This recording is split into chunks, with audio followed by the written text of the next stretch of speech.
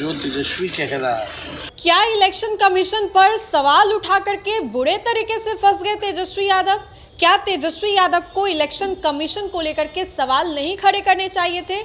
क्या दो epic ID दिखा करके तेजस्वी यादव अपने ही जाल में फंस गए? क्या होगा तेजस्वी यादव का चुनावी साल में? क्या तेजस्वी ने जो इतना मेहनत किया था, जो इतने सवाल खड़े किए थे इलेक्शन कमीशन से, क्या वो सब मिट्टी में मिल गया? आखिर क्यों तेजस्वी यादव को इलेक्शन कमीशन के द्वारा नोटिस भेजा गया है और ऐसे में तेजस्वी ने इसको बेबुनियादी बता दिया है? दरअसल आपको बताएं तो बिहार में एक ही चीज चल रहा है अभी, कभी नीतीश कुमार और कभी तेजस्वी यादव। तेजस्वी यादव ने जिस तरीके से एपिक आईडी को लेकर के सवाल खड़े किए और कहा कि मेरा खुद का नाम जो है वोटर लिस्ट से काट दिया गया, इसको लेकर के मुख्यमंत्री नीतीश कुमार को छोड़ करके बाकी बिहार सरकार के कई मंत्रियों के द्वारा सवाल खड़े किए गए और खुद उन लोगों ने तेजस्वी यादव की एपिक आईडी सहित उनकी तस्वीर जो है वोटर लिस्ट में वो जारी की और कहा कि भैया आप देख लीजिए, हमको नहीं पता था कि आप इतने कम पढ़े लिखे। सम्राट चौधरी, अरुण भारती और भी कई ऐसे वरिष्ठ नेता जो थे, उन्होंने तेजस्वी के वोटर लिस्ट की तस्वीर जो है वो जारी की। अब ऐसे में आपको बताएं तो इन सभी चीजों को इलेक्शन कमीशन बैठा बैठा देख रहा था। इलेक्शन कमीशन ने अचानक से तेजस्वी यादव को लेकर के एक नोटिस जारी कर दिया। अब तेजस्वी यादव की टेंशन जो है वो बढ़ गई है, मुश्किलें जो है वो बढ़ गई हैं। इन सभी चीजों को लेकर के सुबह सुबह आनंद फानंद में तेजस्वी यादव एक जगह के लिए रवाना हो गए। आप सुनिए क्या कुछ कह रहे हैं तेजस्वी यादव। जहाँ तक बात है, इस बात को तो मैंने पहले ही कहा था कि जो है लागू जो है हमारी सरकार आएगी तो करेंगे, और ये सरकार जो है जो तेजस्वी कह रहा है वही ये सरकार जो है कर देगी। आप आने वाले दिनों में देखिएगा कि माई बहन मान योजना का भी ये लोग जो है कॉपी करेंगे। तो इनका अपना कोई विजन और रोड मैप है नहीं।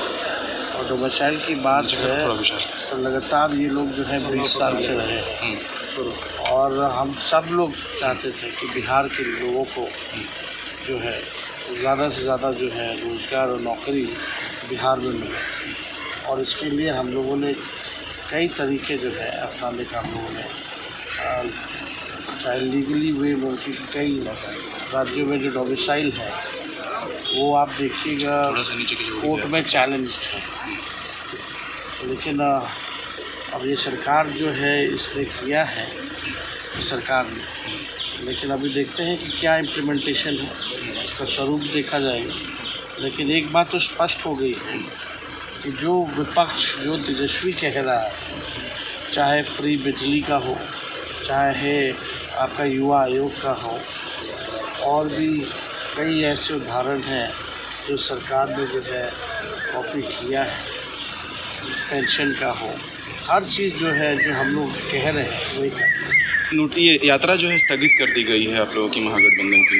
हाँ, शिबू सोरेन के देहांत के बाद जो शेड्यूल में थोड़ा बदलाव जो है वो लाया गया है, लेकिन हम लोग जो है यात्रा जो है जल्दी नया डेट आ जाएगा और कुछ नोटिफिकेशन जारी किया है इलेक्शन कमीशन ने आपको, नोटिस जारी किया वोटर आईडी कार्ड को लेकर, इसका जवाब दिया जाएगा ना, जो है तो जवाब देगा, उसमें कौन सी बड़ी बात है। चुनाव आयोग को तो बताना चाहिए ना कि भाई बूथ वाइज जो हम लोगों की डिमांड है, कई ऐसे लोग हैं जिनका छूटा हुआ, IAS ब्यास जी का खुद आप लोगों ने देखा हुआ छूटा, कई एक घर में ही जो है उसमें 50 लोगों को जो है नाम डाल दिया गया। तो कई ऐसी गड़बड़ियाँ चुनाव आयोग की है जो हमारे पास है, वो भी गड़बड़ियाँ जो हम चुनाव आयोग को भेजेंगे और कोर्ट में भी अपने पक्ष पर रखेंगे। तो आपने सुना तेजस्वी ने क्या कुछ कहा, किस तरीके से इलेक्शन कमीशन को उन्होंने बेबुनियादी बताया है। कहा है कि ये सब चुनावी साल में फंसाने की जो कोशिशें हैं वो की जा रही है। वैसे में आपको बताएं तो एक और जहां आज कैबिनेट की एक बहुत ही बड़ी बैठक होने वाली है और मुख्यमंत्री नीतीश कुमार ने आज ही कैबिनेट की बैठक एकदम आनंद फानंद में बुलाया है और इसी को लेकर के बिहार सरकार के जो मंत्री हैं वो दौरे दौरे कैबिनेट की मीटिंग के लिए पहुंच रहे हैं, लेकिन वहीं पर तेजस्वी भी दौरे दौरे कहीं जा रहे हैं। हालांकि वो कहां दौरे दौरे जा रहे हैं, भागे भागे जा रहे हैं, ये स्पष्ट नहीं है, लेकिन तेजस्वी जाते जाते इलेक्शन कमीशन को लेकर के बड़ा सवाल खड़ा किया है उन्होंने और कहा है कि इलेक्शन कमीशन के पास अगर ये है तो मेरे पास भी बहुत सारे ऐसे प्रूफ्स हैं। इन सभी चीजों को लेकर के तेजस्वी ने क्या कुछ कहा ये हमने आपको सुनवाया। तो फिलहाल के लिए इस खबर में इतना ही। बहुत बहुत शुक्रिया।